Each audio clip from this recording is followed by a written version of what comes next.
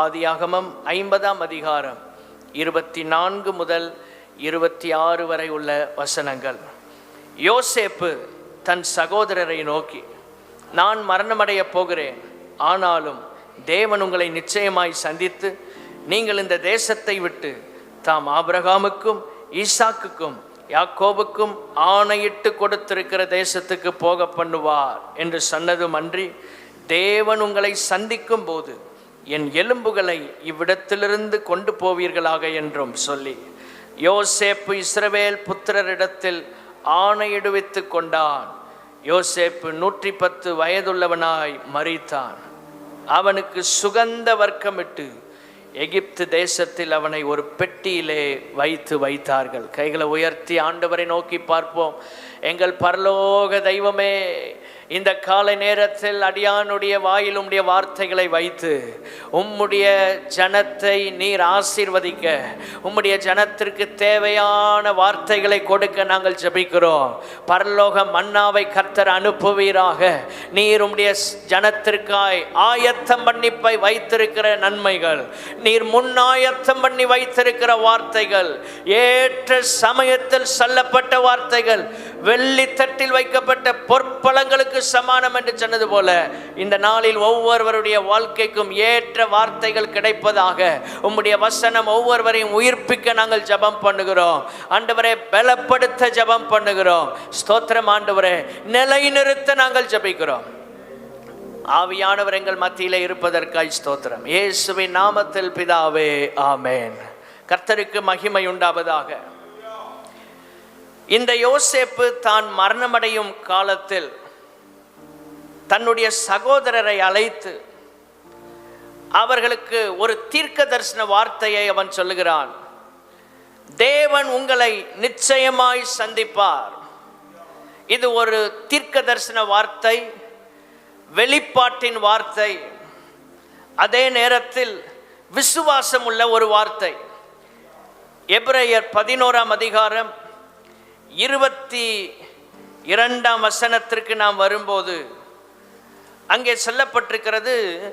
எபிரேயர் 11:22 விசுவாசத்தினாலே யோசேப்பு இஸ்ரவேல் புத்திரர் எகிப்து தேசத்தை விட்டு புறப்படுவார்கள் என்பதை பற்றி தன் அந்திய காலத்தில் பேசி தன் எலும்புகளை குறித்து கட்டளை கொடுத்தான். அந்திய காலம், கடைசி காலம், அவனுடைய வாழ்நாளின் கடைசி காலம், மரணமடையும் காலம். அந்த அவனுடைய வாழ்நாளின் கடைசி காலத்தில் அவனுக்கு ஆண்டவர் கொடுத்த வெளிப்பாடு, ஆண்டவர் மேல் அவனுக்கு இருந்த விசுவாசத்தினால அவனுடைய முற்பிதாக்கள் ஆபிரகாம், ஈசாக்கு, யாக்கோபு. ஆபிரகாமுக்கு கர்த்தர் சொன்னார், 400 ஆண்டுகள் இந்த ஜனம் உன்னுடைய சந்ததி எகிப்தில் அடிமையாக இருக்கும், அதற்கு பிற்பாடு விடுதலையாக்கப்படுவார்கள். ஆண்டவர் ஏற்கனவே முன் சொல்லியிருக்கிறார். இங்கே சொல்லப்பட்டிருக்கிறது, விசுவாசத்தினாலே ஒரு நாள் விடுதலை வரும், ஒரு நாள் இந்த ஜனம் இங்கிருந்து புறப்படும் என்பதை யோசேப்பு மரிக்கும் போது விசுவாசிக்கிறார். நம்முடைய வாழ்க்கையின் ஒவ்வொரு நிலையிலும் விசுவாசம் அவசியம் நமக்கு தேவைப்படுகிறது. ஒவ்வொரு அசைவிலும், ஒவ்வொரு மூமெண்ட்ஸ்லையும் நம்முடைய விசுவாசத்தை ஆண்டவர் கனம் பண்ணுகிறார். யோசேப்பின் வாழ்க்கை 17 வயதில் அவன் கஷ்டப்பட தொடங்கி 13 ஆண்டுகள் அவன் வாழ்க்கையிலே நெருக்கம்.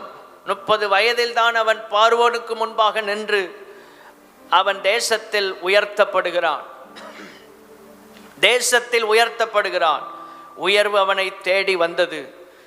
அந்த உயர்விலே அவனுக்கு ஏராளமான ஆசீர்வாதங்கள், குடும்பத்துக்கே ஆகாரம் கொடுக்கும் அளவுக்கு. ஆதியாகமம் 50ஆம் அதிகாரம் 21ஆம் வசனத்தில் சொல்லுகிறான், சகோதரரை பார்த்து உங்களை மாத்திரமல்ல உங்கள் குழந்தைகளையும் நான் பராமரிப்பேன். கர்த்தர் அவனை உயர்த்தின போது அவனுடைய ஸ்தோத்திரம், மனம் பராமரிக்கக்கூடிய ஒரு குணம். ஸ்தோத்திரம். தீமை செய்தவர்களுக்கும் நன்மை செய்யக்கூடிய ஒரு குணம் அவனுக்கு இருந்தது. இவனுடைய பிதாக்களுடைய நாட்களை நாம் ஒப்பிடும்போது இவனுடைய வாழ்நாள் மிக குறைவுதான். 110 வயது வரைதான் அவன் வாழ்ந்தான் என்று வேதம் நமக்கு சொல்லுகிறது. ஆனால் வாழ்ந்த நாட்களில் தேவனுடைய பிள்ளைகளே, அவன் செய்த சாதனைகள் மிகப்பெரிய ஏராளம். வாழ்நாள் பிதாக்களோடு ஒப்பிடும்போது குறைவாக இருந்தாலும் அவன் அநேக காரியங்களை செய்து முடித்தான். இந்த யோசேப்பு மரித்த போது அவனை சுகந்த வர்க்கமிட்டு எம்பாமிங் பண்ணி ஸ்தோத்திரம் பதப்படுத்தி அவனுடைய சரீரம் நீண்ட நாள் இருப்பதற்காக, கெட்டு போகாமல் இருப்பதற்காக, அன்னைக்கு எகிப்தியர்கள் செய்வது போல இவனுடைய சரீரத்தை அவ்வளவு நேர்த்தியாக எல்லாம் செய்து பெட்டியிலே வைத்தார்கள் என்று 26ஆம் வசனம் நமக்கு சொல்லுகிறது. ஸ்தோத்திரம். எவ்வளவுதான் பதப்படுத்தி என்னதான் செய்தாலும் 360 ஆண்டுகளுக்கு மேலே இந்த பெட்டிக்குள்ள இவனுடைய சரீரம் இருக்க போகிறது. இதை அறிந்த யோசேப்பு அவன் சொல்லுகிறான், ஒரு வெளிப்பாட்டின் வார்த்தை 25ஆம் வசனத்தை பாருங்கள். தேவன் உங்களை சந்திக்கும் போது என்னுடைய சரீரத்தை என்று அவன் சொல்லவில்லை, அல்லது என்ன என்று சொல்லவில்லை, என் எலும்புகளை என்று சொல்லுகிறான். அப்படி என்றால் அவனுக்கு தெரியும், இன்னும் இத்தனை ஆண்டுகள் ஆகும், அப்பொழுது எனக்கு எலும்பு தான் மிச்சம் இருக்கும், இந்த எலும்புகளை தான் அங்கே கொண்டு போய் சேர்க்க முடியும். ஆகவே இவ்விடத்திலிருந்து அங்கே நீங்கள் இதை கொண்டு போங்கள் என்கிற வார்த்தையை, வெளிப்பாட்டின் வார்த்தையை அவன் சொல்லி வைக்கிறான். கர்த்தருக்கு ஸ்தோத்திரம் உண்டாவதாக. இந்த எகிப்தியர்கள் இவனை எந்த அளவுக்கு இவனுக்கு இறுதி மரியாதை செய்ய முடியுமோ, ஏனென்றால் அவன் பிரதம மந்திரியாக இருந்தவன், அந்த அளவுக்கு அவனுக்கு கனம் மரியாதை எல்லாம் கொடுக்கப்பட்டது. ஸ்தோத்திரம். யாக்கோபுக்கும் மரியாதை செலுத்தினாங்க. இவனை பெட்டியில், பைபிளில் வாசிக்கும் போது இந்த காஃபின் பாக்ஸில் பெட்டியில் வைத்து அடக்கம் பண்ணது யோசேப்பு மட்டும்தான். கர்த்தருக்கு ஸ்தோத்திரம் உண்டாவதாக. ஆங்கில வேதாமத்தில் பார்க்கும்போது லூக்கா 7ஆம் அதிகாரம் 14ஆம் வசனத்தில் பாடையில் போன வாலிபனை இயேசு தொட்டார் என்று சொல்லப்பட்டிருக்கிறது. சில ஆங்கில மொழிபெயர்ப்பில் அதுலேயும் காஃபின் என்று சொல்லப்பட்டிருக்கிறது. தமிழில் நமக்கு பாடையை தான் தொட்டார்னு சொல்லப்பட்டிருக்கு. ஆனால் இந்த யோசேப்பை பெட்டியில் வைத்து அடக்கம் பண்ணினார்கள். இது எதற்காக வைக்கப்பட்டிருக்கிறது, ஏன் பெட்டியில் வைத்திருக்கிறாங்க? இன்றைக்கு கர்த்தர் நம்மோடு அதைத்தான் பேச போகிறார். யோசேப்பின் பெட்டி. எல்லாரும் சொல்லுங்க, யோசேப்பின். கர்த்தருக்கு ஸ்தோத்திரம் உண்டாவதாக. தேவனுடைய பிள்ளைகளே, உலக வரலாற்றிலேயே 360 வருடங்கள் கழித்து ஒருவருடைய எலும்புகள், பெட்டிக்குள் இருக்கிற எலும்புகளை ஒரு தேசத்தை விட்டு இன்னொரு தேசத்துக்கு கொண்டு சென்றார்கள் என்றால் அது யோசேப்பின் எலும்பை தவிர வேறு ஒருவருடைய எலும்பும் கிடையாது. ஒரு அல்லேலியா சொல்லலாமா? எத்தனை வருஷம் உருண்டோடி போய்விட்டது. இவனுடைய ஏக்கம், இவனுடைய ஆசை, கடைசி ஆசை என்ன? யோசேப்புக்கு கடைசி ஆசை என்ன? என் பிள்ளைகளெல்லாம் பார்த்துக்கிடுங்க. பார்வோன்ட்ட போய் சொல்லலை, என் சந்ததி, என்னுடைய குடும்பம், கோத்திரம்லாம் இங்கே தான்ப்பா இருக்கு. ராஜாவே, என் கடைசி ஆசை எப்படியாவது என் குடும்பத்தெல்லாம் காப்பாற்றிருங்க, நான் இல்லாட்டாலும் மறந்துடாதீங்கன்னு சொல்லலை. கடைசி ஆசை என்ன சொன்னா? என் எலும்புகளை கர்த்தர் சந்திக்கும் போது அவர் வாக்கு பண்ணின தேசத்துக்கு கொண்டு போயிருங்க. தேவனுடைய பிள்ளைகளே, ஒரு தேவ மனுஷனுடைய ஏக்கத்தை பாருங்கள், ஒரு தேவ மனுஷனுடைய இருதய துடிப்பை பாருங்கள். ஆமென். கர்த்தர் எனக்கு கொடுக்காத, எனக்கு அனுமதிக்காத எதிலும் என் எலும்பு கூட இருக்கக்கூடாது. எனக்காக கர்த்தர் வாக்கு பண்ணின இடத்தில் தான் அதுவும் இருக்க வேண்டும். கைகளை உயர்த்தி ஆமென், அல்லேலூயா. ஆண்டவரே, நீர் எங்களுக்கு முன் குறித்த வாக்கு பண்ணின இடத்தில் எங்களுக்கான அனைத்தும் அங்கே இருக்க கிருபை தருவீராக. ஹல்லேலூயா. யோசேப்பின் பெட்டி. இதிலிருந்து நாம் கற்றுக்கொள்ள போகிற 5 காரியங்கள்.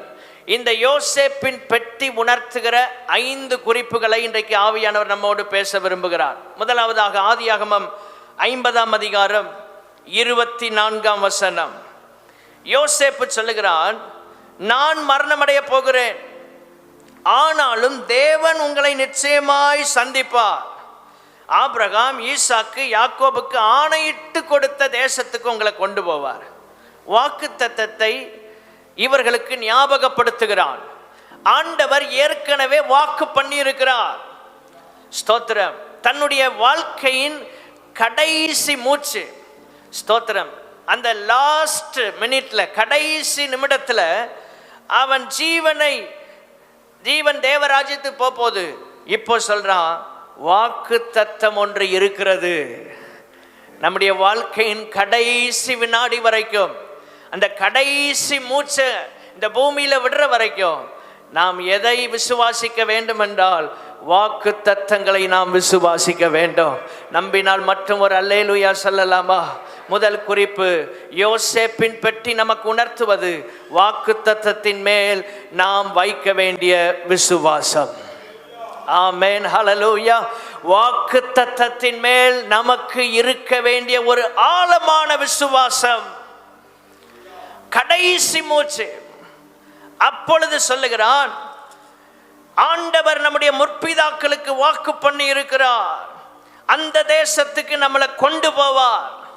சகோதரர்களுக்கு கொடுக்கிற மெசேஜ், ஒரு மனுஷன் தன்னுடைய வாழ்க்கையின் கடைசியில அவன் கொடுக்கிற செய்தி, அவர்கள் பேசுகிற வார்த்தைகள் மிக முக்கியத்துவம் வாய்ந்தது. இந்த யோசேப்பு சொல்லுகிறான், ஸ்தோத்திரம், எவ்வளவோ பெரிய ஆஸ்தி சொத்து எல்லாம் அவனுக்கு எகிப்தில் இருக்கு.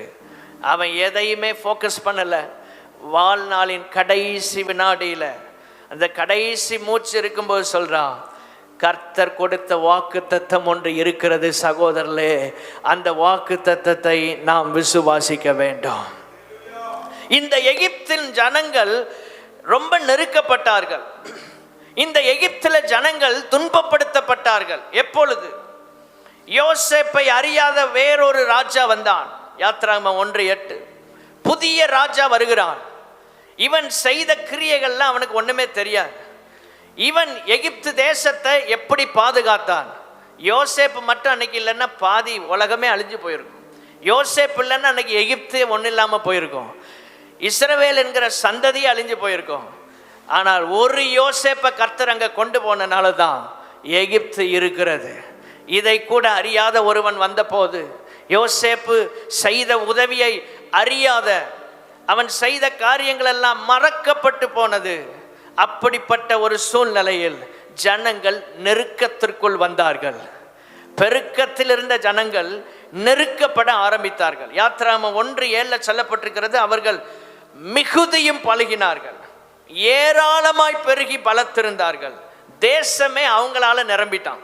70 பேரை போய் தேசத்தையே நிரப்பிட்டாங்க. பாருங்க எவ்வளவு பெரிய ஆசீர்வாதம். கைகளை உயர்த்தி அல்லேலூயா சொல்லாமா? இப்போ தேசமே இஸ்ரவேல் ஜனங்கள் மேல தான் பார்வை. ஏன்னா இவங்க தான் அதிகமா இருக்காங்க. எகிப்தியர்களை விட இவங்க அதிகமாயிட்டாங்க. தேசம் அவர்களால் நிறைந்திருந்தது. தேவ ஜனங்களே, நாம் எங்க இருந்தாலும் நமக்கு ஆண்டவர் ஒரு தனித்துவத்தை வைத்திருக்கிறார். நாம் பெருக நிச்சயமாய் முடியும்.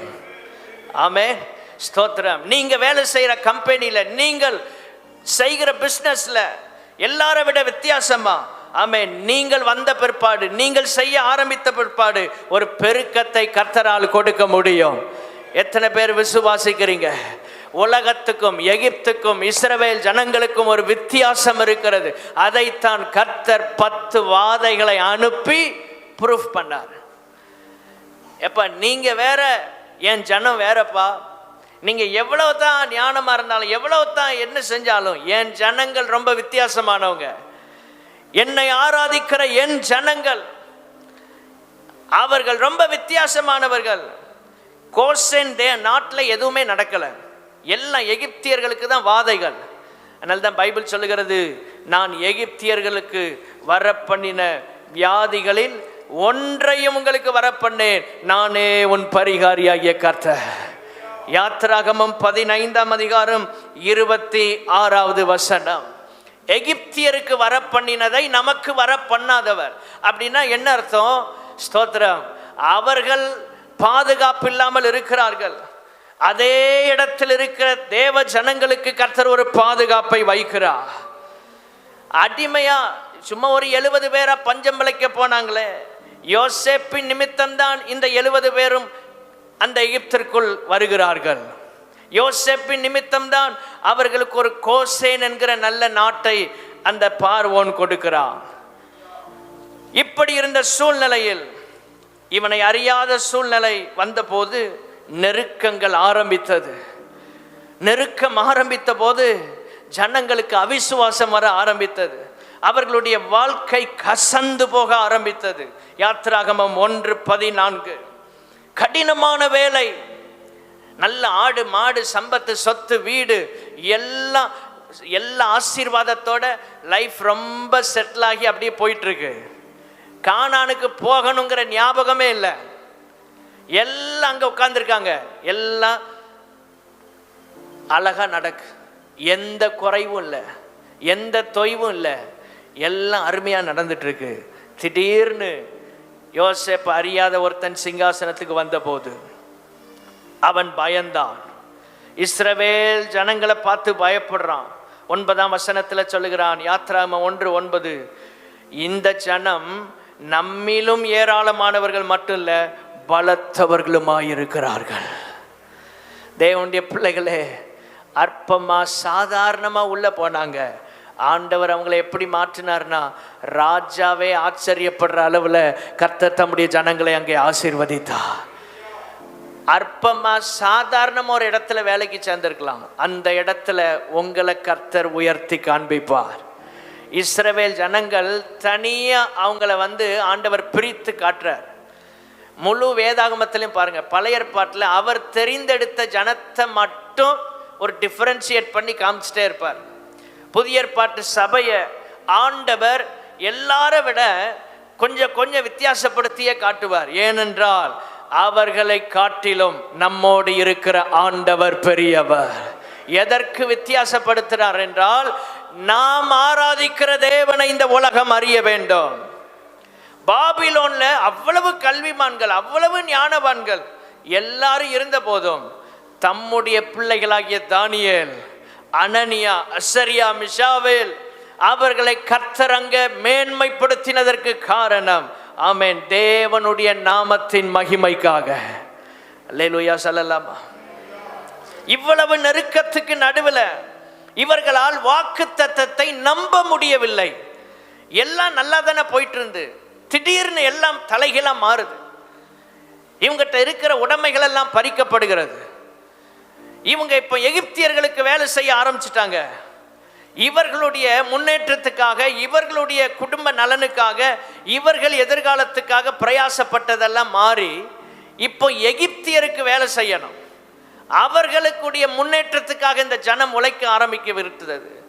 இப்பொழுது வாக்குத்தத்தத்தை பார்க்கும்போது நிறைவேறுவதற்கு வாய்ப்பே இல்லாமல் இருக்கிறது. அவ்வளவு நெருக்கம். எல்லாம் சுலபமாக இயல்பாக இருக்கும்போது கர்த்தருடைய வாக்குத்தத்தத்தை விசுவாசிப்பது எளிது.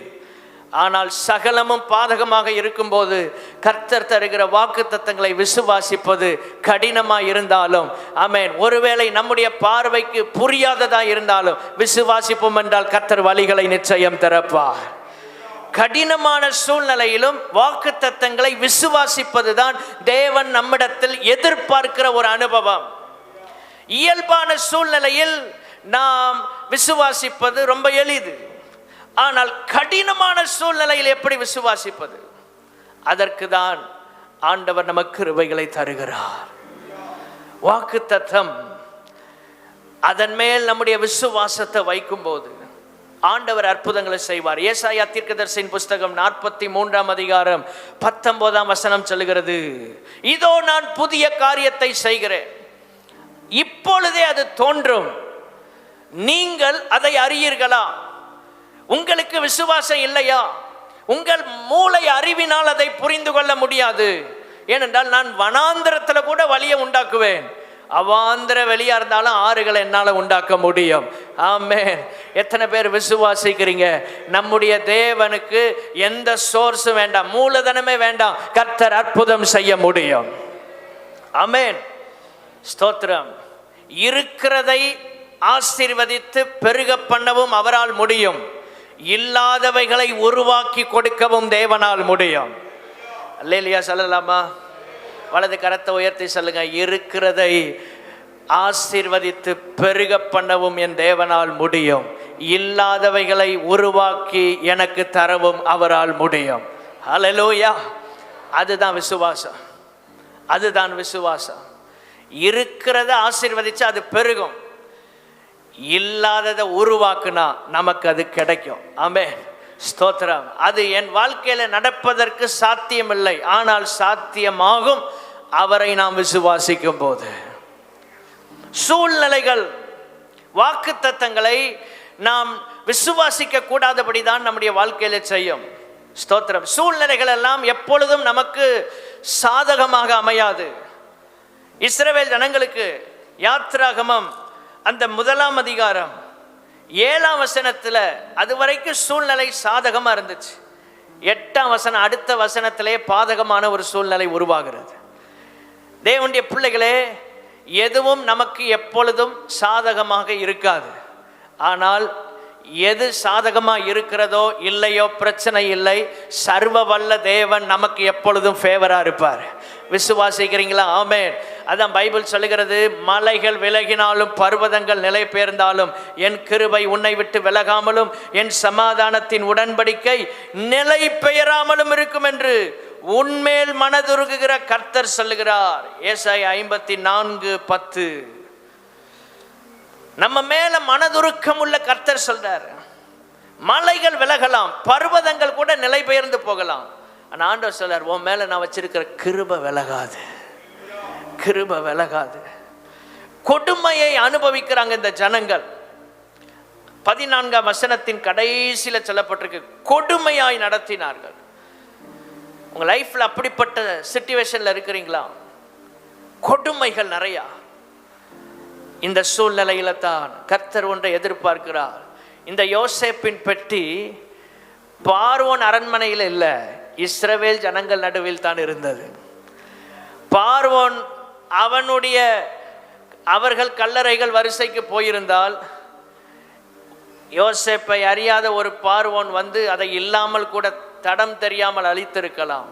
ஆகவே கர்த்தர் அதை எங்கே வைத்தார் என்றால் தம்முடைய ஜனங்களுக்கு நடுவிலேயே அதை கர்த்தர் அற்புதமாய் பாதுகாத்தார். ஆகவே தான் யோசேப்பு சொல்லுகிறான், சகோதரரை பார்த்து சொல்லுகிறான், என் எலும்புகளை கானானுக்கு கொண்டு போகணும். பெட்டி அங்க மாட்டி இருந்தா கஷ்டம், இவனே விடமாட்டேங்கிறான். 430 வருஷம் கழிச்சு போய் நின்னா அவ்வளவு அற்புதம், அவ்வளவு அடையாளங்களை செஞ்சதுக்கு அப்புறமும் விடுதலை ஆக்கிறதுக்கு மனசு இல்லை. எல்லாவற்றையும் முன்னறிந்த கர்த்தர் சத்துருக்கள் கரத்தில் யோசேப்பின் எலும்புகளை கொடுக்காமல் தம்முடைய ஜனங்கள் நடுவிலேயே கர்த்தர் அதை அத்தனை ஆண்டுகள் பாதுகாத்தார். ஒன்று சொல்லுகிறேன், தேவ சித்தத்தின்படி வாழுகிற ஒவ்வொரு மனிதர்களுக்கும் தேவன் கொடுக்கிற விலையேறப்பெற்ற கிஃப்ட் என்ன தெரியுமா? தேவன் அவர்கள் விரும்புகிறதை, ஆமென், அற்புதமாய் கர்த்தர் அவங்க கையில கொடுப்பார். அவர்கள் அவரிடத்தில் ஒப்புவித்ததை அவர் அருமையாய் பாதுகாப்பார். யோசேப்பு கர்த்தரிடத்துல ஒப்புவித்துட்டான். ஆண்டவரே, இந்த எல்லாத்தையும் உமக்கு அர்ப்பணிக்கிறேன், ஒப்பு கொடுக்கிறேன். அவர் அதை அழகா பாதுகாத்து விடுதலையின் காலம் வரைக்கும் அந்த எலும்பு பாதுகாக்கப்பட்டது. யோசேப்பின் பெட்டி என்ன சொல்லுகிறது? இஸ்ரவேல் ஜனங்கள் அதை பார்க்கிறார்கள். அவங்களுக்கு தெரியும், காலங்காலமா சந்ததி சந்ததியா சொல்லி வச்சுட்டே வர்றாங்க, எப்பா விடுதலை வரும், அப்போ இந்த பெட்டி என்ன செய்யணும், இதில் இருக்கிற எலும்பை கொண்டு போகணும் கானானுக்கு நேரா. அப்படி அவங்க பிள்ளைகள்கிட்ட சொல்லி அப்படியே வந்து ஜென்ரேஷனாக போயிட்டே இருக்கு. இப்பொழுது ஜனங்கள் நெருக்கப்படும் போது பார்க்குறாங்க, பெட்டியை பார்த்தா, ஆண்டவரே இந்த பெட்டி என்ன அடையாளம்? வாக்குத்தத்தத்தின் மேல் நாம் வைக்க வேண்டிய விசுவாசத்தை நமக்கு உணர்த்துகிறது. இந்த பெட்டியை பார்க்கும்போது அவங்களுக்கு என்ன தோணுகிறது? நிச்சயம் ஒரு நாள் கர்த்தர் இந்த சூழ்நிலையை மாற்றுவார், வாக்குத்தத்தம் நிறைவேறும் என்கிற விசுவாசம் அவர்களுக்குள் எழும்புகிறது. இஸ்ரவேல் ஜனங்களுக்கு நடுவில் இந்த பெட்டி இருந்தது. எதற்காக என்றால் வாக்குத்தத்தத்தை விசுவாசிப்பதற்காக. கைகளை உயர்த்தி அல்லேலூயா சொல்லுவோம். வாக்குத்தத்தத்தை விசுவாசிக்காவிட்டால் சுதந்திரிக்கிற நிலைமை வராது. என்னாகமம் 13:30 நாம் வாசிக்கும் போது காலேப் சொல்லுகிறான், நாம் எளிதாய் போய் ஜெயித்து கொள்ளலாம். இப்பொழுது போனா நம்ம சுதந்தரிக்கலாம். ஆனால் 10 பேர் முடியாதுன்னு சொன்ன ஒருவர் கூட கானானுக்குள்ள போகல. நெகட்டிவா பேசின ஒருத்தர் கூட எங்க போகல? கானானுக்குள்ள போகல. நம்முடைய வாழ்க்கையில நிறைய டோர்ஸ் அடைக்கப்பட்டிருக்கிற காரணமே நாம் நெகட்டிவா பேசுறதுனால தான். பார்வோன் தடுக்கல, செங்கடல் வரைக்கும் தான் வந்தான். நல்லா கவனிங்க, இஸ்ரவேல் ஜனங்கள் கானானை அடையாம போனதுக்கு காரணம் என்ன? பார்வோன் இல்லை, பெலிஸ்தியர்கள் இல்லை, அவர்கள் தான் காரணம். இன்னைக்கு நிறைய ஆசீர்வாதங்கள், ஒரு கட்டத்தில் பிசாசை எதிர்த்து ஜெயிச்சிருப்போம், மனித போராட்டங்களை ஏற்று ஜெயிச்சிருப்போம். கடைசியில் ஆசீர்வாதத்தை நெருங்கும் போது நமக்குள் இருக்கிற நெகட்டிவ் தாட்ஸ், நெகட்டிவா பேசுறது, அநேக நேரங்களில் ஆண்டவுடைய வாக்கு தத்தங்களை விசுவாசிக்க முடியாம போகிறனால நாமே நமக்கான ஆசீர்வாதத்தின் கதவுகளை அடைத்து விடுகிறோம். கர்த்தர் இன்றைக்கு நம்மோடு பேசுகிறார். ஆண்டவரே, வலது கரத்தை உயர்த்தி சொல்வோம், எந்த சூழ்நிலையிலும் நாங்கள் அவிசுவாசத்துக்குள் போய்விடாதபடி நீர் சொல்வதை விசுவாசிக்க எங்களுக்கு உதவி செய்யும். நீர் பேசுகிறதை நாங்கள் விசுவாசிக்க எங்களுக்கு உதவி செய்யும். இஸ்ரவேல் ஜனங்கள் கானானை அடையாமல் போனதுக்கு யாரையும் குற்றம் சொல்ல முடியாது, யார் மேலேயும் அந்த பழியை போடவே முடியாது. அவர்களால் தான் கானானை இழந்தார்கள். அநேக ஆசீர்வாதங்களை நம்முடைய விசுவாச குறைவினால் இழந்து போகிறோம். விசுவாசித்த 2 பேர் தான் கானானை அடைந்தார்கள். சரித்திரம் சொல்லுகிறது 30 லட்சத்துக்கு அதிகமான பேர் புறப்பட்டார்கள். உலகத்திலேயே பெரிய சர்ச் பாஸ்டர் மோசஸ் தான், பெரிய சபை மோசையின் சபை. 30 லட்சம் பேர் போன இடத்துல கடைசியில் ரிசல்ட்டை பார்த்தா 2 பேர் தான். எத்தனை பேர்? 2 பேர். யோசித்து பாருங்க. ஏன்? யார் தடுத்தா? பார்வோனா பின்தொடர்ந்தான்? இல்லை, அவர்களுக்குள் இருந்த அவிசுவாசம், அவர்களுக்குள் இருந்த நெகட்டிவ் தாட்ஸ். முடியாது, வாக்கு தத்தத்தை நம்ப முடியல, விசுவாசிக்க முடியல. அத்தனை பேரும் வனாந்தரத்தில் மடிந்தார்கள். அதுக்கு தான் 40 இயர்ஸ் ஆண்டவர் எடுக்கிறார். ஆண்டவர் எப்பவுமே சில அவர் முன்பாக நமக்கென்று ஆயத்தம் பண்ணின ஆசீர்வாதங்களை யாருக்கு கொடுப்பார் என்றால் விசுவாசம் உள்ளவர்களுக்கு தான் கர்த்தர் கொடுப்பார். காலேப் விசுவாச வீரன், எப்ரோன் அவனுக்காகவே கர்த்தர் வச்சிருக்காரு. எல்லாருக்கும் பிரித்து கொடுத்தா கடைசியில் காலேபே வந்து கிளைம் பண்ணுறான், எனக்கு எப்ரோனை தாரும், மலை நாட்டை தாரும். விசுவாச வீரர்களுக்காக கடினமான காரியங்கள் எல்லாம் காத்திருக்கும். திரும்ப சொல்றேன், விசுவாச வீரர்களுக்காக கடினமான காரியங்கள்லாம் காத்திருக்கும்.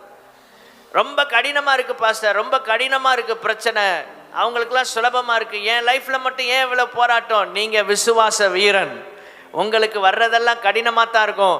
நீங்க ஜெயிச்சிங்கன்னா உங்களுக்கு வர்ற ஆசீர்வாதமும் சிறப்பா இருக்கும். எல்லாருக்கும் கிடைச்ச மாதிரி காலேபுக்கு கிடைக்கல, சுலபமானதில்லை. எல்லாரை விட கொஞ்சம் கம்பேர் பண்ணி பார்த்தோம் அப்படின்னா இவனுக்கு ரொம்ப கஷ்டமானது, மலை தேசம். ஆனாலும் சொல்றான், கர்த்தர் எனக்கு சொல்லி இருக்கிறார், கர்த்தர் எனக்கு சொன்னபடியே. அப்படிதான் அவன் யோசுவால சொல்றான், கர்த்தர் எனக்கு சொன்னபடியே, என் தேவனாய கர்த்தரை நான் இதுவரை உத்தமமாய் பின்பற்றி வந்தபடியினார் அவர் சொன்னபடி எனக்கு அதை என்ன செய்வார்? தருவார். விசுவாசம். யோசேப்பின் பெட்டியை இஸ்ரவேலர்கள் பார்க்கிறாங்க. பார்க்கும்போது இது எதை உணர்த்துகிறது?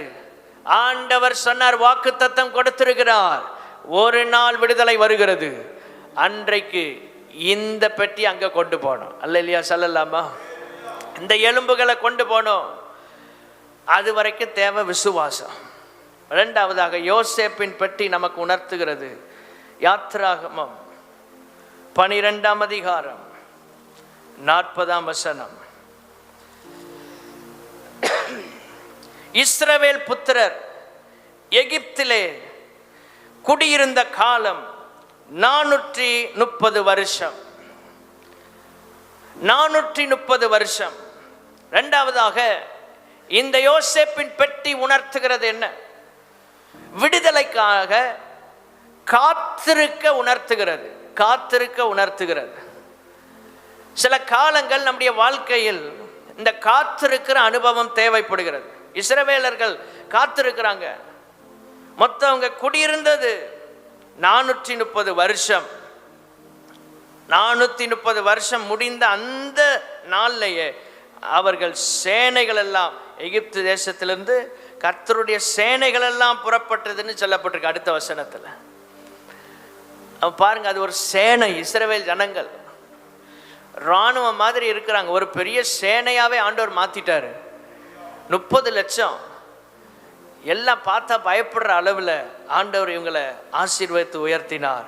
ஆனால் போராட்டம், கஷ்டம், நெருக்கம் வந்து அவங்களால அங்கே மேனேஜ் பண்ண முடியலை. எப்படியாவது வாழ்க்கை மடிந்து போனால், செத்து போனால் நல்லா இருக்குங்கிற நிலைமைக்கு வந்தாங்க.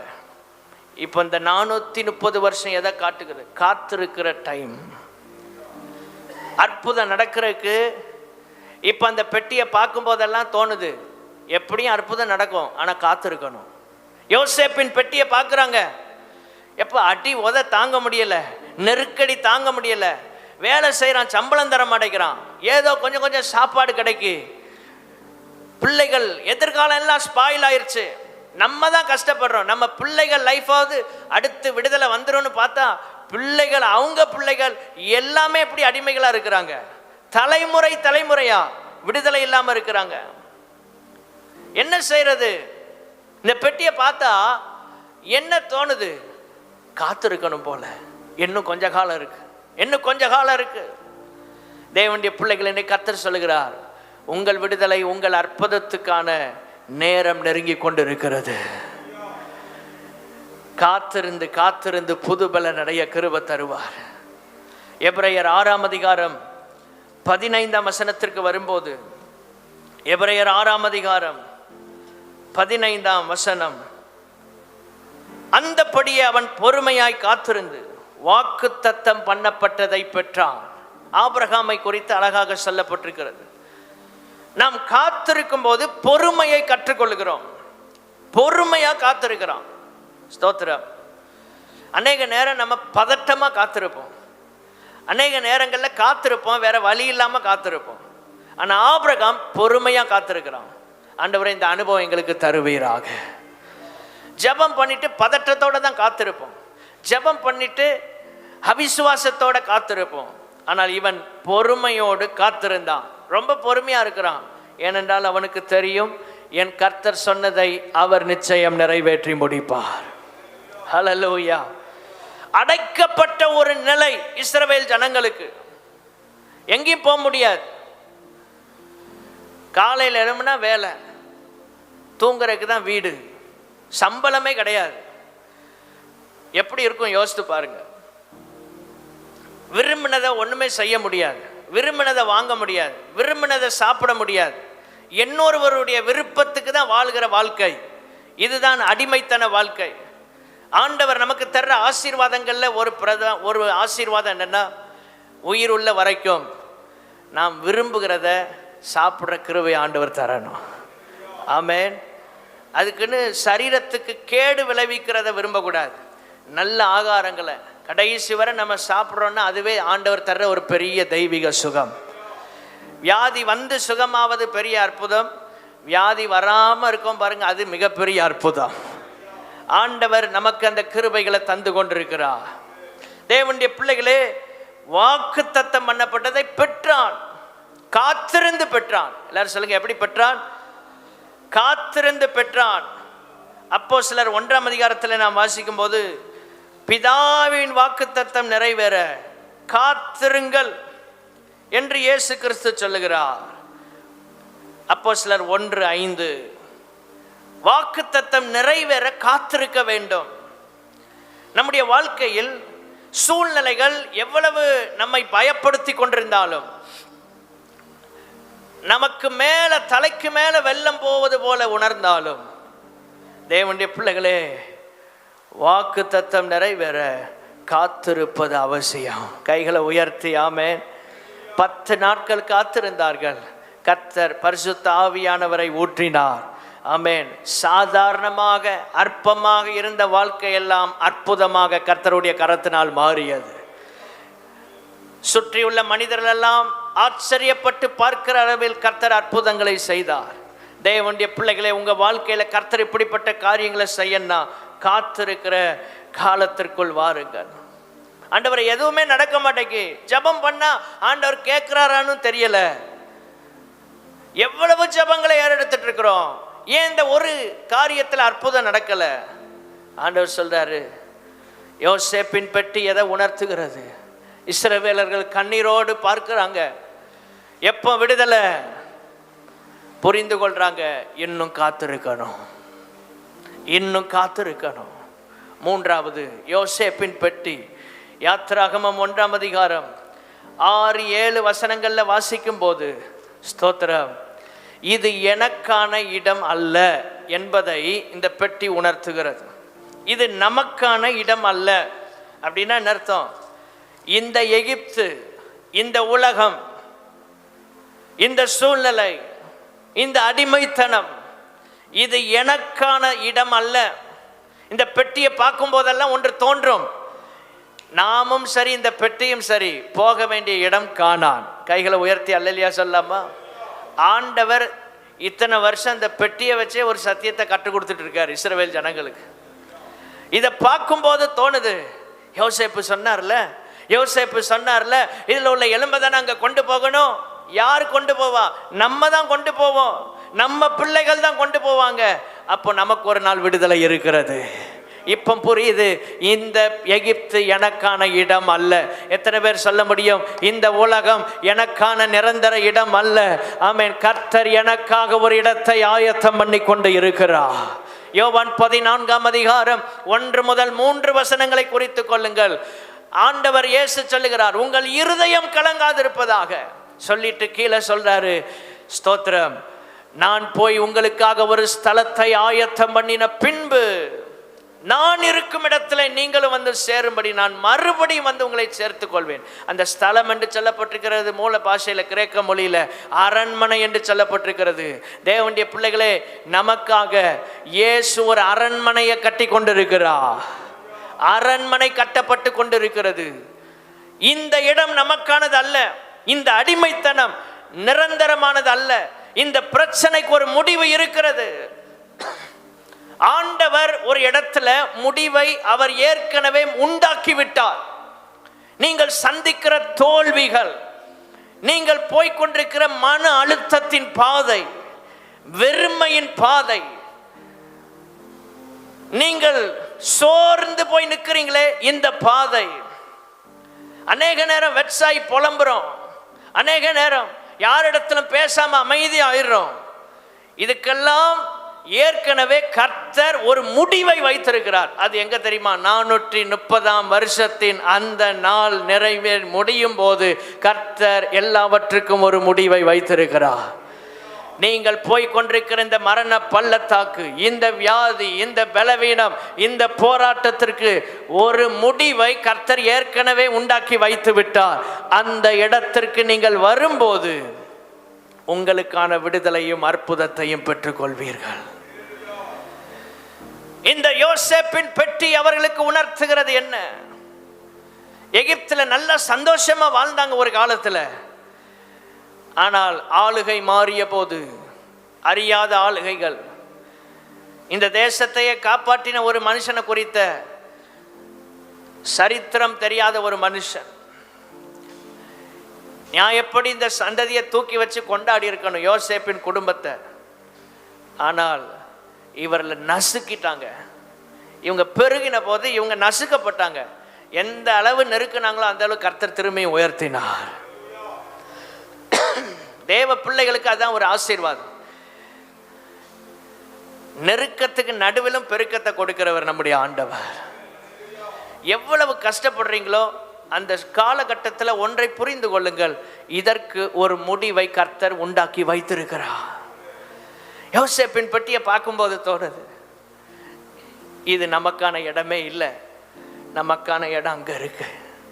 ஆண்டவர் வாக்கு பண்ணின இடம் ஒன்று இருக்கிறது, அங்கே நாம் செல்ல வேண்டும். அதுதான் அவர்களுடைய எதிர்பார்ப்பு, அதுதான் அவர்களுடைய ஆசை.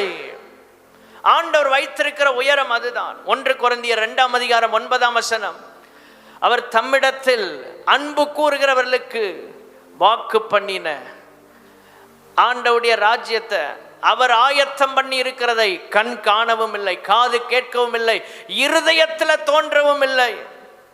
அப்படிப்பட்ட ஒரு இடத்தை கர்த்தர் உங்களுக்காக ஆயத்தம் பண்ணி இருக்கிறார். விசுவாசிக்கிறவங்க மட்டும் ஒரு அல்லேலூயா சொல்லாமா? வாசித்த சங்கீதமும் அதைத்தான் சொல்லுகிறது. 16ஆம் சங்கீதத்தில், நேர்த்தியான இடங்களில் எனக்கு பங்கு கிடைத்தது, சிறப்பான சுதந்திரம் எனக்கு உண்டு.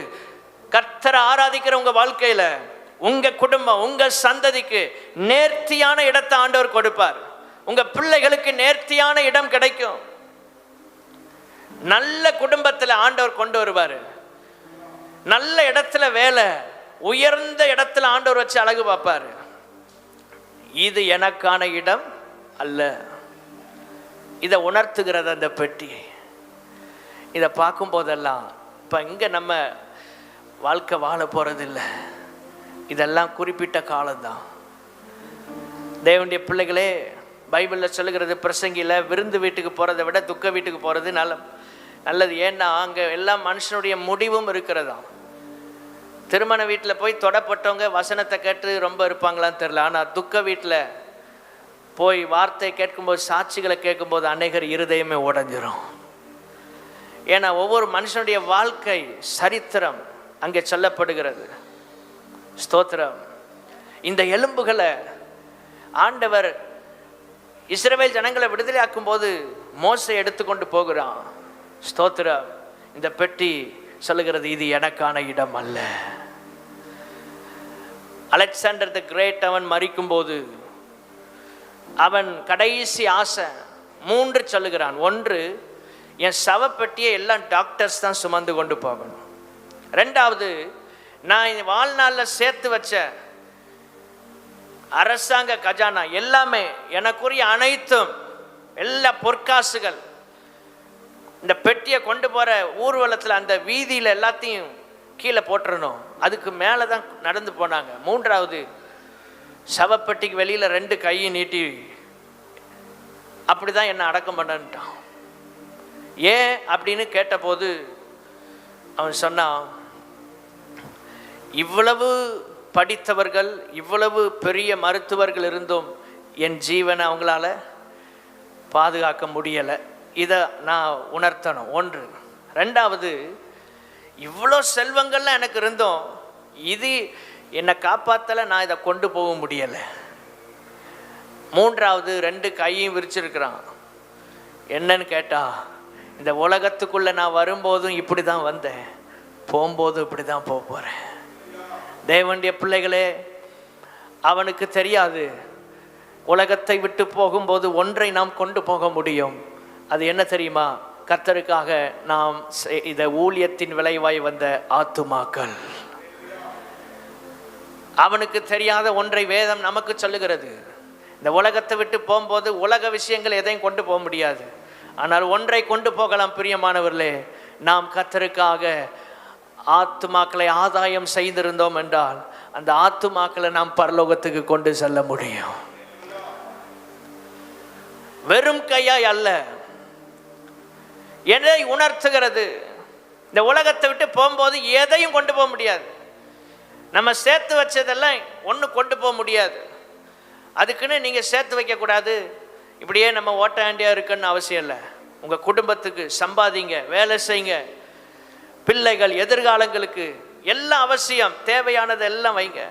ஆனால் ஒன்றை புரிந்து கொள்ளுங்கள், ஒரு நாள் இதையெல்லாம் நான் விட்டு தான் அந்த இடத்திற்கு போக போகிறேன் என்கிற உணர்வு நமக்கு தினமும் இருக்க வேண்டும். எல்லா ஆசீர்வாதங்களுக்காக கர்த்தருக்கு ஸ்தோத்திரம். நமக்கு வீடு தேவை, வாகனங்கள் தேவை, இன்னும் மேன்மைகள் தேவை, இன்னும் என்னென்ன தேவையோ எல்லாம் தருவார். ஆனால் எல்லாவற்றுக்கும் நடுவில் ஒரே ஒரு புரிதல் இருக்க வேண்டும். ஒரு நாள் என்னை கர்த்தர் அழைக்கும் போது நான் இவைகளை எல்லாம் விட்டு நான் அங்கே செல்ல போகிறேன். அப்போ கொண்டு போறதுக்கு ஒன்று இருக்கிறது, அதுதான் விலையேற பெற்ற ஆத்துமாக்கள். அதை இந்த பூமியில நாம் சம்பாதிப்போம் என்றால் அநித்தியமான உலக பொருட்களால் சிநேகிதர்களை சம்பாதியுங்கள். அநித்தியமானது, அழிந்து போகக்கூடியதை வச்சு அழியாம இருக்கு பாருங்க, அந்த ஆத்துமாக்களை கிறிஸ்துவண்ட நடத்தலாமா? கைகளை உயர்த்தி அல்லேலூயா சொல்லாமா? அழிந்து போகக்கூடிய விஷயங்களை வச்சு, ஆஸ்தி, சொத்து, செல்வம், எல்லாம் அழிஞ்சு போகும்ல, அதை வச்சு அழியாத ஆத்துமாக்களை கிறிஸ்துவுக்குள்ள நடத்தி தேவராஜ்யத்துக்குள்ள கொண்டு போக முடியும். நான்காவதாக, இந்த யோசேப்பின் பெட்டி எதை உணர்த்துகிறது? நோக்கம் நிறைவேறிவிட்டது என்பதை உணர்த்துகிறது. யோசேப்பு சொல்லுகிறான், என்னை கர்த்தர் எதற்காக எகிப்திற்கு கொண்டு வந்தாரோ அந்த நோக்கம் நிறைவேறிவிட்டது. கைகளை உயர்த்தி ஆமேன்னு சொல்லுவோம். கண்ணை மூடும் போது நம்ம சொல்லணும், ஆண்டவர் என்னை அனுப்பின நோக்கம் நிறைவேறி விட்டது. ஸ்தோத்திரம். சிலர் மரணனாலே பயம், மரண பயம் இருந்தால் நம்ம ரட்சிக்கப்பட்டிருக்கிறோன்னே சந்தேகம்தான். மரண பயமே இருக்கக்கூடாது கிறிஸ்தவனுக்கு. ஆமென். ஆண்டவர் நம்ம எல்லாருக்கும் தீர்க்க ஆயுசை கொடுப்பார். நல்ல நீண்ட காலம் பூரண ஆயுசு வர வாழணும், கர்த்தர் வைத்த நாட்கள் வர. ஆனால் அதே நேரத்தில் எப்போ அவர் வந்தாலும் பரலோகத்துக்கு போறதுக்கு ஆயத்தமாக இருக்கணும். இளவயதின் மரணங்கள் சம்பவிக்க கூடாது, சாபங்கள் மாறணும். இதெல்லாம் அந்த போராட்டங்கள்ல இருந்தெல்லாம் விடுதலை வேணும். ஆண்டவர் சொல்றாரு, அவர்கள் முதிர் வயதிலும் கனி தந்து புஷ்டியும் பசுமையுமாய் இருப்பார்கள். 90ஆம் சங்கீதத்தில் மோசே எழுதுறாரு, 70 வருஷம் பலத்தின் மிகுதினால் 80 அப்படின்னார். ஆனால் நீங்கள் உபாகமத்தில் வாசிக்கும் போது எழுதினவர் 120 வருஷம் வாழ்ந்துட்டு இருக்கிறாரு. 80 வயசுல தான் ஆண்டவரை அவரை செலக்ட் பண்றார். பலத்தின் மிகுதியால் 80 எழுதினவர் 120 வருஷம் வாழ்ந்தார். தேவனுடைய பிள்ளைகளே, நீங்களே ஒரு கணக்கு போட்டுறாதீங்க இவ்வளவுதான் அப்படின்னு. ஆண்டவர் வைத்திருக்கிற காலம் வரைக்கும் ஜெபம் பண்ணுங்க, ஆண்டவர் நான் சுகத்தோடு இருக்க கர்த்தர் கிருபை தருவீராக. நீர் எனக்கு தந்த நாட்கள் வரைக்கும், அதுக்கு மேல ஒரு செகண்ட் கூட வேண்டாம். நீர் கொடுத்த நாட்களுக்கு மேல ஒரு நாள் கூட நான் இருக்க விரும்பக்கூடாது. ஆண்டவர் நீர் தந்த காலங்கள் வரைக்கும் ஆரோக்கியமா இருக்க எங்களுக்கு உதவி செய்வீராக. இப்போ இதெல்லாம் ஜெபம் பண்ணி வைங்க. ஆண்டவர் இதெல்லாம் ஒரு ஃபிக்ஸட் டெபாசிட் மாதிரி. ப்ரேயர் அப்படிதான். ஆண்டவர் சமூகத்தில் நம்ம ஏறெடுக்கிறது எல்லாம் இமீடியட்டா இப்போ இன்ஸ்டண்டா நடக்கிறதுக்கு மட்டும் இல்லை, இன்னும் 20 வருஷம் கழிச்சு நடக்கிறதுக்கும் நாம் இப்பொழுது ஜெபம் பண்ண முடியும். கைகளை உயர்த்தி அல்லேலூயா சொல்லலாமா? தாவீது பண்ண ஜெபம் சந்ததிகள் அப்படியே காத்து கொண்டு வருது. ஒரு விளக்க அவனுக்காக ஏற்றிக்கொண்டே வர்றார். எத்தனையோ வருஷத்துக்கு முன்னால் அவன் செஞ்ச ஜெபம். ஆபிரகாம் நாட்கள்ல தோண்டப்பட்ட நீரூற்றுகள், அதான் அவன் ஆசீர்வாதத்துக்கான சோர்ஸ். அதெல்லாம் அப்படியே தொடர்ந்து வருது. பெலிஸ்தியர்கள் தூர்த்து போட்டாங்க, திரும்ப ஈசாக்கு தோன்றான். தேவனுடைய பிள்ளைகளே, அப்போ ஏற்கனவே பிற்காலத்துக்காக நம்ம ஜெபங்களை செய்து வைக்கணும். இனி 20 வருஷம் கழிச்சு எப்படி இருக்க போறோம், அதுக்கு இப்பவுமே ஜெபம் பண்ணுங்க. ஆண்டவரே, என் வாழ்நாளின் கடைசி பகுதியில் நான் எப்படி இருப்பேன் தெரியாது, ஆனா எனக்கு நல்ல சுகத்தை தாரும் ஆண்டவரே. நான் கடைசி மட்டும் ஆலயத்தில் வந்து ஆராதிக்கணும், கர்த்தருடைய பந்தியில பங்கெடுக்கணும், நான் ஆக்டிவா இருக்கணும் ஆண்டவரே. ஆண்டவர்கிட்ட கேட்கறது தப்பு இல்லை, ஆண்டவருக்காகத்தான் கேட்கிறோம். நமக்கு அவர் உதவி செய்ய வல்லவர். உலக மனுஷனே ஆரோக்கியத்தோட இருக்கும்போது கர்த்தரை ஆராதிக்கிற நாம் அதை காட்டிலும் ஆரோக்கியமா இருப்பது அவசியம். தேவனுடைய பிள்ளைகளை, ஆண்டவர் நமக்கு உதவி செய்வார். சிலுவையில் இயேசு கிறிஸ்து சொல்லுகிறார், முடிந்தது. என்ன அர்த்தம்? நோக்கம் நிறைவேறிவிட்டது. பிதாவே, என்னை அனுப்பின வேலையை நான் முடித்து விட்டேன்.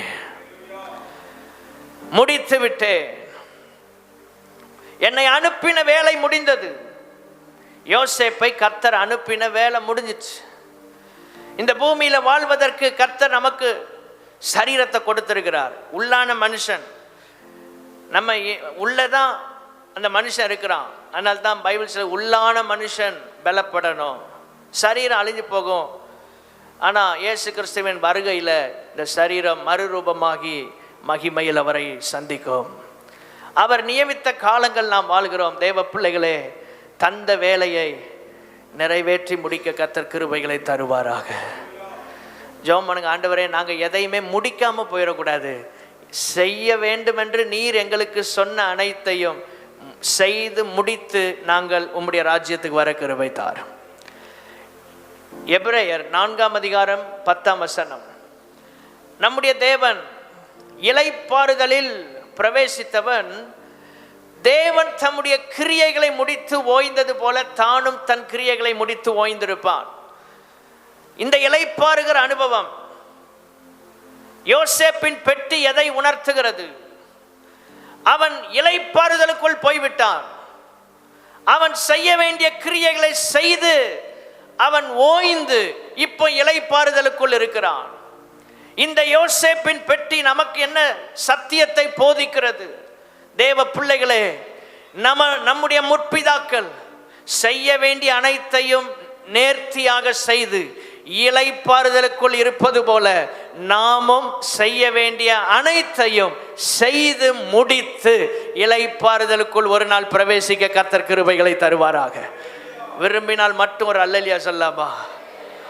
பயமா இருக்க அந்த பிரசங்கத்தை கேட்கறதுக்கு ஆண்டவர் உங்களுக்கெல்லாம் ஆயுசு நாட்களை தருவார். என்ன பாஸ்டர் இன்னைக்கு கிரியெல்லாம் முடிச்சு ஓய்ந்து இருக்குன்னு சொல்றீங்க? தேவனுடைய பிள்ளைகளே, இன்னும் நம்ம செய்ய வேண்டிய வேலை இருக்கு. இன்னும் செய்ய வேண்டிய வேலை பாக்கி இருக்கு. அதனால தான் கர்த்தர் நம்மளை வச்சிருக்கிறார். ஆமென். 2 காரியங்களை சொல்றேன். நம்மில் நிறைவேற வேண்டிய தேவ திட்டங்கள், 2வது நம் மூலமாக நிறைவேற வேண்டிய தேவ திட்டங்கள். இந்த 2ம் நிறைவேறினால் நாம் இளைப்பாறுதலுக்குள் பிரவேசிப்போம். அல்லது இன்னொரு விதத்தில் சொல்லனா, நம்மில் நிறைவேற வேண்டிய வாக்கு தத்தங்கள் நம் மூலமாக நிறைவேற வேண்டிய வாக்கு தத்தங்கள். ஆபிரகாமில் நிறைவேற வேண்டிய வாக்கு தத்தம் இருந்தது. ஆபிரகாம் மூலமாக நிறைவேற வேண்டிய வாக்கு தத்தம், பூமியில் உள்ள வம்சங்கள் எல்லாம் உனக்குள் ஆசீர்வதிக்கப்பட்டிருக்கும். அவன் மூலமாக. ஆண்டவரே, இந்த 2 பகுதியையும் நேர்த்தியாக கம்ப்ளீட் பண்ணி நோக்கம் நிறைவேறினதாக, ஆமென், வெற்றியோடு உங்க ராஜ்யத்துக்குள்ள வர உதவி செய்யும். அவன் தான் யோசேப். 2 தீமோத்தேயு 4:7 பவுல் சொல்லுகிறார், நல்ல போராட்டத்தை போராடினேன், ஓட்டத்தை முடித்தேன், விசுவாசத்தை காத்து கொண்டேன். இது முதல் எனக்கு நீதியின் கிரீடம் வைக்கப்பட்டிருக்கிறது. எனக்கு மாத்திரமல்ல, அவருடைய பிரசன்னமாகுதலை விரும்புகிற யாவருக்கும் நீதி உள்ள நியாயாதிபதியாகிய கர்த்தர் நாளில் அதை தந்தருளுவார். நமக்கு மட்டும் இல்ல, பவுலுக்கு மட்டும் இல்ல, தேவனுடைய பிள்ளைகளே, யார் யார் தங்களுக்கு தேவன் கொடுத்த நோக்கத்தை நிறைவேற்றி நேர்த்தியாக முடிக்கிறார்களோ அத்தனை பேருக்கும் ஒரு நீதியின் கிரீடம் காத்திருக்கிறது. நீதியின் கிரீடம் காத்திருக்கிறது. இன்னைக்கு நிறைய பேர் ஓட்டத்தை முடிக்கலாம், எத்தனை பேர் வெற்றியோட முடிக்கிறோம்? அதுதான் முக்கியம். ஓட்டத்தை முடிக்கிறவங்க தினமும் உலகத்தில் ஏராளமான பேர். ஆனால் தேவனுடைய பிள்ளைகளுடைய ஓட்டம் வெற்றியோடு முடிய வேண்டும். தேவ பிள்ளைகளுடைய ஓட்டம் வெற்றியோடு முடிய வேண்டும். கர்த்தர் நம்மிடத்தில் எதிர்பார்க்கிறது. கடைசி 5வது ஆதியாகமம் 50:24-25 யோசேப்பின் பெட்டி உணர்த்துவது என்ன? ஆதியாகமம் 50:24-25 சொல்லப்பட்டு குறித்து கொள்ளுங்கள். தேவனுடைய சந்திப்பை எதிர்பார்ப்பதற்கு உணர்த்துகிறது. எதிர்பார்த்திருப்பதற்கு ஒரு உணர்த்துதல். இந்த யோசேப்புடைய பெட்டியை பார்க்கும் போதெல்லாம் இஸ்ரவேல் ஜனங்கள் சோர்ந்து போய் டிஸ்கரேஜ் ஆகி ரொம்ப அவங்க பலவீனப்பட்டு, இனி என்ன நமக்கு ஒரு எதிர்காலம் இருக்க போகுது? நம்முடைய தாத்தா காலத்திலே சொன்னாங்க விடுதலை ஆயிடுவோம்பான்னு. இப்ப நாம் தாத்தாவாயாச்சு, நமக்கு பின்னால் எத்தனை சந்ததி வருது, இன்னும் விடுதலையை பார்க்கல, சோர்ந்து போனார்கள். ஜெபம் பண்ணி பார்க்கறாங்க, ஒண்ணு நடக்க மாட்டேங்கி. ஸ்தோத்திரம். ஒரு அற்புதமான காரியம். யாத்ராகமம் 2:23-24-25 நெருக்கத்தின் நடுவில் இந்த சபை, இந்த ஜனங்கள் ஜெபிக்க ஆரம்பிக்கிறார்கள். யாத்ராகமம் 3:1 கர்த்தர் கிரியை செய்ய மோசேயை தெரிந்தெடுத்தார். 2 கடைசி ஜெபத்தில் முடிகிறது. அடுத்த அதிகாரத்தின் துவக்கம் அழைப்பில் ஆரம்பிக்கிறது. நம்முடைய ஜெபம், நம்முடைய பிரயாசம், நம்முடைய ஜெபங்கள், ஸ்தோத்திரம், தேவ திட்டத்தை நிறைவேற்றுவதற்கான அழைப்பை கொடுக்க வல்லமை உள்ளது. எப்போ இந்த ஜனங்கள் ஜெபிக்க ஆரம்பித்தார்களோ, எப்பொழுது பெருமூச்சு விட்டார்களோ, எப்பொழுது கதறினார்களோ, அடுத்த அதிகாரத்தின் ஆரம்பம் சொல்லுகிறது மோசேன ஆரம்பிக்கும். ஆண்டவர் முன்குறித்த நபருக்கு நேராக அவருடைய கவனம் திரும்புகிறது. தேவன் முன்குறித்திருக்கிறவைகளுக்கு நேராக நமக்கு விடுதலையை கொடுக்க, நமக்கு அற்புதம் செய்ய அவர் தீர்மானித்ததற்கு நேராக அவருடைய கண்களை அவர் திருப்ப வேண்டும் என்றால் நாம் ஒவ்வொருவரும் நம்முடைய கண்களை பரலோகத்துக்கு நேராக ஏறெடுக்க வேண்டும். 121 சங்கீதம் முதல் வசனம் பரிச்சயமான வசனம். எனக்கு ஒத்தாசை வரும் பர்வதங்களுக்கு நேராக என் கண்களை ஏறெடுக்கிறேன். தேவைகள் மிகுதியாக இருக்கும் போது, எதிர்ப்புகளுக்கு நடுவிலும் கண்களை மட்டும் பரலோகத்துக்கு நேராக ஏறெடுத்துருங்க. ஆண்டவர் நமக்கு செய்ய வேண்டியதை செய்வதற்கு தாமதிக்கிறவர் அல்ல. அடுத்த ஸ்டெப் அவர் வைப்பார். ஒரு ஸ்டெப் நம்ம வைக்கணும். நெக்ஸ்ட் அடுத்த ஸ்டெப் யார் வைக்கிறேன்னா கர்த்தர் வைப்பார். மோசேட்ட போயிட்டாரு. நம்முடைய ஜெபம் கர்த்தரை கிரியை செய்ய வைக்கிறது. நம்முடைய ஜெபம் நம்முடைய வாழ்க்கையில விடுதலையை கொண்டு வருவதற்கு போதுமான வல்லமை உள்ளதா இருக்கிறது. ஸ்தோத்திரம். கம்ஃபர்டான ஜோன்ல வாழ்ந்தாங்க இஸ்ரவேலர்கள். குறிப்பிட்ட காலத்துக்கு பிற்பாடு நெருக்கம் ஆரம்பித்து விட்டது. எதிர்பார்த்து சோர்ந்து போனார்கள். இன்னைக்கு விடுதலை வந்துருமா, நாளைக்கு வந்துருமா, அடுத்த வருஷம் விடுதலை வந்துருமா? யோசேப்பின் பெட்டியை பார்க்குறாங்க. ஆனால் எதிர்பார்த்திருக்கணுங்கிற ஒரு உணர்வை மட்டும் அந்த பெட்டி கொடுத்து கொண்டே இருந்தது. ஏனென்றால் யோசேப்பு சொன்னான், ஒரு வார்த்தை அழுத்தி சொல்லிட்டு போயிட்டான். எனக்கு பிடித்த வார்த்தை அது. ஆதியாகமம் 50ஆம் அதிகாரம் 24ஆம் வசனம் ஆரம்பிக்கு. அந்த வசனத்திலே பார்க்கிறோம், ஆனாலும் தேவன் உங்களை நிச்சயமாய் சந்திப்பா. அந்த நிச்சயமாய்ங்கிற வேர்டு அண்டர்லைன் பண்ணுங்க. ஆண்டவர் சொல்றாரு, உங்க வாழ்க்கையில நான் நிச்சயமா வழி திறப்பேன், நிச்சயமா உங்க காரியங்களை வாய்க்க பண்ணுவேன், நிச்சயமா உனக்கு ஒரு அற்புதம் நடக்கும். எத்தனை பேர் விசுவாசிக்கிறீங்க? நல்ல முழு பலத்தோடு ஒரு அல்லேலூயா சொல்லலாமா? நிச்சயமா. ஸ்தோத்திரம். மறுபடி 25ஆம் வசனத்துல பாருங்க, தேவன் உங்களை சந்திக்கும் போது, முதல்ல ஒரு சந்திப்பார் சொல்றான், நிச்சயமா சந்திப்பார். அடுத்து தேவன் உங்களை சந்திக்கும் போது என்ன செய்யணும்? எலும்புகளை கொண்டு போயிருங்கப்பா, மறந்துடாதீங்க. என் ஆசை எல்லாம் அதுதான். யோசேப்புடைய கடைசி ஆசை என்ன? என் பிள்ளைகள் எல்லாம் ஆசீர்வாதமாக இருக்கணும், பார்வோனே என் குடும்பத்துக்கு எந்த குறையும் இல்லாமல் நடத்தியிருப்பான்னு சொல்லலை. கடைசி ஆசை என்ன தெரியுமா? கர்த்தர் வாக்கு பண்ணின இடத்துக்கு இந்த எலும்புகள், என் எலும்புகள் அங்கே போய் இருக்கணும். கடைசி ஆசை. தேவ மனுஷனுக்கு எப்படி இருக்கு பாருங்க. ஆண்டவுடைய வாக்கு தத்தம் பண்ணப்பட்ட, கர்த்தர் தனக்கென்று முன்குறித்த வாக்கு பண்ணின தேசத்துல தான் எலும்பு கூட போய் சேரணும்னு விரும்புகிறான். இந்த ஆசையை கர்த்தர் நிறைவேற்றினார். நம்முடைய ஆசை அப்படிதான் இருக்கணும். ஆண்டவரே, நீர் முன்குறித்த இடத்துல நான் நிற்க கிருபை தாரும் ஆண்டவரே.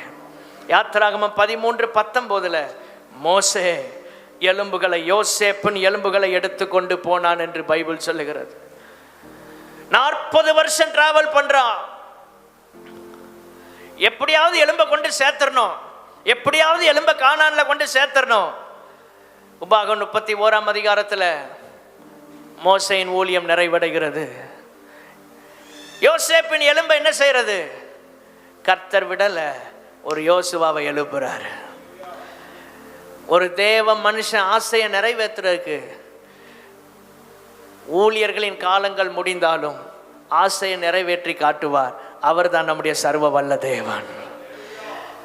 ஒரு லீடர்ஷிப் உடைய, ஒரு தலைமைத்துவத்தின் யுகம், ஒரு காலம் நிறைவடைகிறது. ஒரு 40 ஆண்டுகள் நிறைவாகிவிட்டது. ஆனால் கொண்டு போய் சேர்க்க வேண்டிய இடத்துக்கு சேர்க்க முடியல எலும்ப. ஆனா கர்த்தர் விடல. அன்று ஒரு ஆசைப்பட்டு ஆண்டவரை பார்த்து யோசேப்பு சொன்னானே, என் எலும்புகளை கானான்ல தான் அடக்கம் பண்ணணும் ஆண்டவரே. எவ்வளவு சுகந்த வர்க்கமிட்டு எம்பாம்பிங் பண்ணி எவ்வளவு இது பண்ணாலும் எகிப்தில் அல்ல, எனக்கு கானான் தான் வேணும் அப்படின்னு ஒரு ஆசையை வச்சான். மோசே எடுக்க வச்சார். உபாகம் 31ஆம் அதிகாரத்தில் யோசுவா கையில் வாங்குறான்.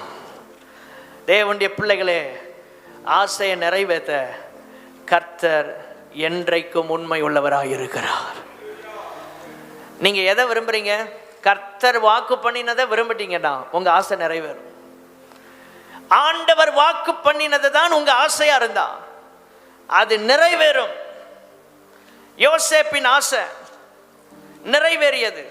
உபாகம் 31 அதிகாரம் இல்லை, 34 அதிகாரத்தில் நிறைவடைகிறது மோசேயின் நாட்கள். ஆனால் பைபிள் சொல்லுகிறது, யோசுவா புஸ்தகம் 24 அதிகாரம் 32 வசனத்துக்கு வரும்போது, யோசுவா 24:32, உபாகம் 34 அதிகாரம் கடைசி அதிகாரத்தில் யோசேப்பின் எலும்பு யோசுவாவின் கரத்தில் வருகிறது.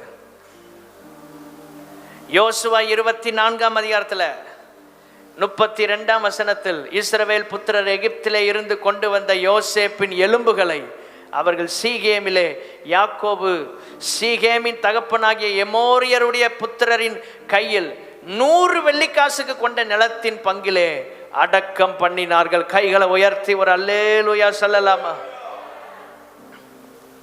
முடிச்சிட்டான். யோசுவா செய்து முடித்தான். எலும்புகள் போய் அங்க சேர வேண்டிய இடத்துல சேர்ந்துருச்சு. எந்த இடத்துல வைக்கணும்னு விரும்பினானோ 360 ஆண்டுகள் கழித்து அடிமைத்தனத்தில் அதற்கு பிற்பாடு போய் அந்த இடத்துல சேர்ந்தது. இங்க டிராவல் பண்ணது ஒரு 40 இயர்ஸ், அங்க ஒரு 360, கிட்டத்தட்ட 400 வருஷத்துக்கு பிற்பாடு இந்த எலும்புகள் போய் அங்க போய் செட்டில் ஆகுது. என் தேவன் எவ்வளவு உண்மை உள்ளவர்! ஒரு தேவ மனுஷனுடைய ஆசை ஆண்டவர் எப்படி நிறைவேற்றார் பாருங்க. நீங்க கர்த்தருக்காக நின்னீங்கன்னா உங்க ஆசையை நிறைவேற்ற கர்த்தர் யாரனாலும் எழுப்ப அவரால் முடியும். கடைசி சொல்லி முடிக்கிறேன். விடுதலை காற்றை சுவாசிக்கிறதுக்கு நெருங்கிட்டாங்க. என்ன செய்யறதுன்னு தெரியல. போராட்டத்துக்கு மேல போராட்டம், வாதைகள்லாம் வருது. பார்வன் திருந்த மாட்டேங்கிறான், அசைய மாட்டேங்கிறான். என்னப்பா செய்யறது? மோசே மேலேயே கோவம் வருது ஜனங்களுக்கு. நீ வந்தனால எங்க வேலையெல்லாம் டபுள் ஆயிட்டுப்பா, கடினமாயிட்டு, சம்பளமும் இல்லை, வாழ்க்கையும் விரக்தியா இருக்கு, ஒன்றும் இல்லை அப்படிங்கிற நிலையில் இருக்கும்போது யோசேப்பின் பெட்டியை பார்க்குறாங்க.